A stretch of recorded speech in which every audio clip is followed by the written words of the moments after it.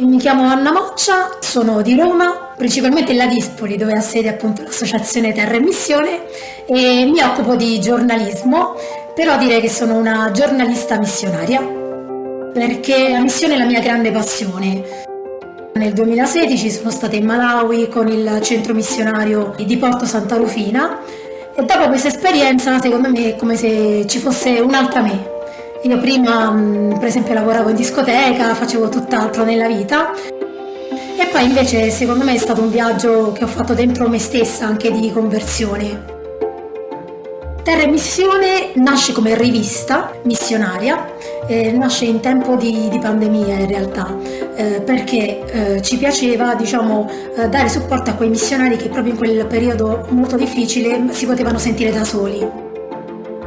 Ci occupiamo di giornalismo di pace, senza fare spettacolarizzazione della sofferenza, ma raccontare proprio i piccoli gesti che si fanno nelle diverse parti del mondo, quindi il raccontare il bene che si fa e le iniziative di solidarietà, di fraternità.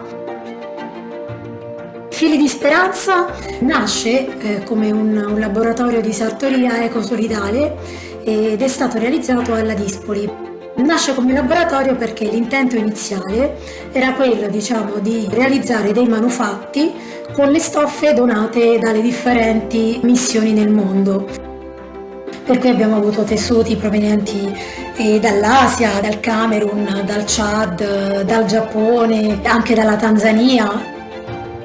E allora abbiamo pensato di realizzare questo concorso di cucito rivolto alle realtà più vulnerabili e rivolto a donne disoccupate.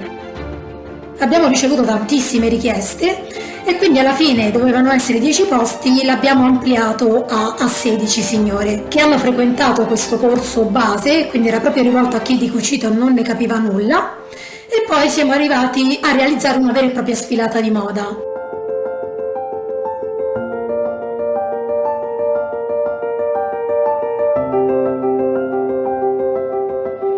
Abbiamo realizzato 2 sfilate e la prima si è svolta nella casa del progetto Cairi Ghinai, che è un progetto voluto da Papa Francesco e rivolto a donne in situazioni di vulnerabilità, soprattutto alla realtà dei migranti.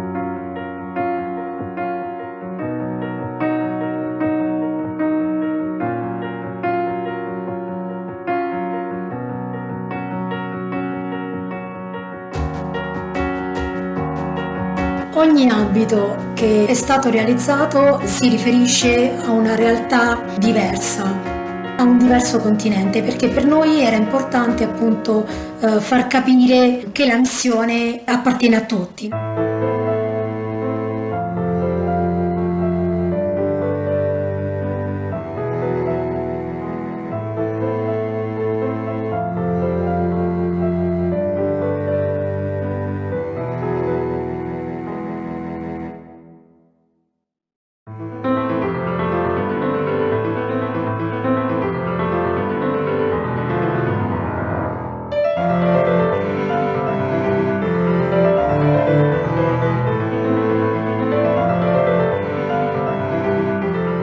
Abbiamo poi fatto anche un mix, tra i vari paesi, ad esempio con la stoffa che c'era stata donata dall'India abbiamo realizzato un kimono giapponese e quindi abbiamo anche creato un mix di culture.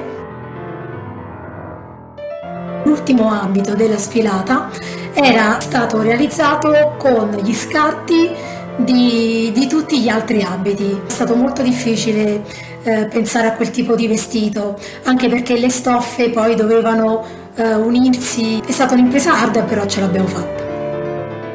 Come dice Suor Rita Giaretta, questa frase mi è rimasta nel cuore: non c'è scarto che non possa fiorire, e quindi anche se uno ha avuto le sue difficoltà nella vita, poi c'è sempre la possibilità di riscatto, di mettersi in gioco e di diventare qualcosa di prezioso, sia per se stesso e soprattutto per gli altri.